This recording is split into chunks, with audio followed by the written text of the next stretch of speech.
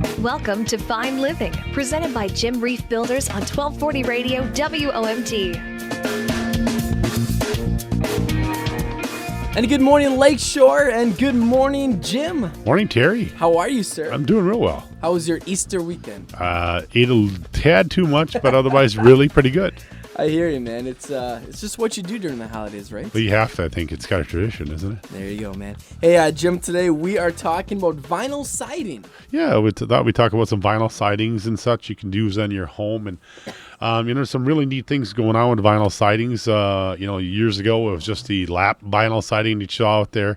But now there's many different styles and textures. Okay. Lots of brands and options out there for you to choose from. One of the key things I think people need to understand is that there's three thicknesses of vinyl siding. 0.040 panel, a 0.042 panel, a 0.044 panel. Okay.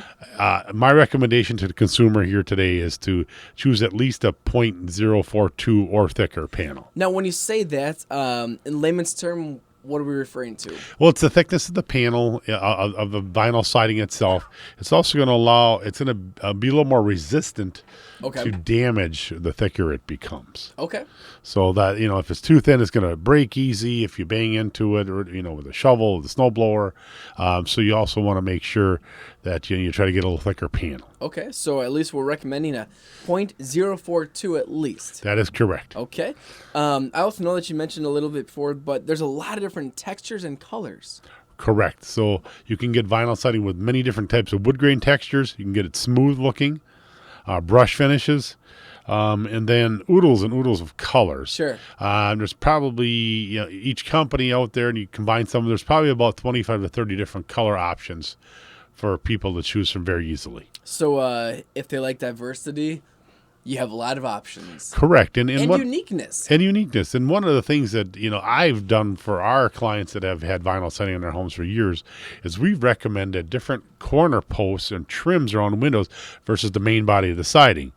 It kind of like focals, highlights the corners and highlights the roofs and such. So it's really a neat thing to do. Very cool. I also know that there's some install house wrap properly as well, too. Correct. One of the key components with vinyl siding that people need to understand is that it's a cosmetic product, so it's not totally watertight.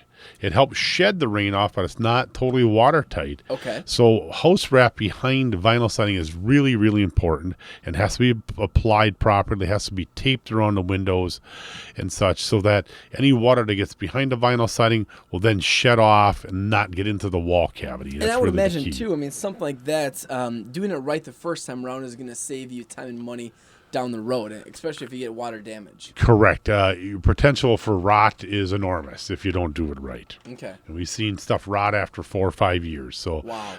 You definitely want to have installed properly. If you don't know how, then, please hire a certified contractor to do that. Sure. I think that's just a lot of things in general is that you got to do it right the first time around. And even if it takes a little bit more time or money in the long run, especially for something like this, if it's going to save your home from water damage and rotting, do something like this right away.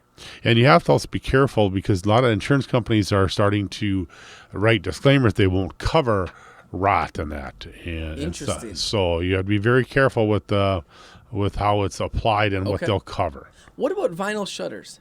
There's, again, features to help accent the home. Vinyl shutters is one.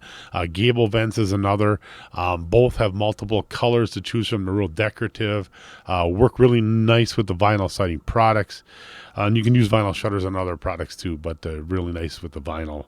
And then they have also incidental things like vents and J-blocks and J-lights, which are designed to where you mount your light to, so the vinyl siding still can expand and contract. But this block holds your light fixture on. One of the key things with vinyl siding, it's designed to move. If you have a cold night out and the sun hits it in the morning, you may actually hear that vinyl siding creaking and popping outside. It's because it's expanding. Interesting. Vinyl expands tremendously. I also know that we want to remind listeners that the darker colors will fade quicker.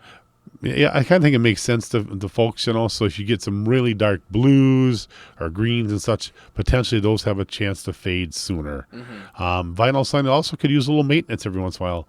We all talk about it as maintenance free, but really it could use a light cleaning every few years to make it look There's really nice. nothing as a complete maintenance free, right? I mean, No, but it's not like you have to pull the paintbrush out and spend all summer, painting the house. So it's more of maybe a Saturday, get a power washer rented or something, and you clean off the outside the house. Protect your investments. That's correct. Jim, where can they go?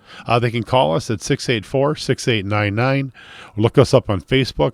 And we're also at the web at jimreifbuilders.com. Got a phenomenal website. Folks, please check it out. Awesome. Jim, we'll talk to you next week. Thanks, Terry. Thanks for listening to Fine Living, presented by Jim Reif Builders, the leader in new construction and remodeling here on the Lakeshore. Let their vision enrich your lifestyle. Tune in again next week for another episode of Fine Living on 1240 Radio, WOMT. To learn more, visit jimreifbuilders.com.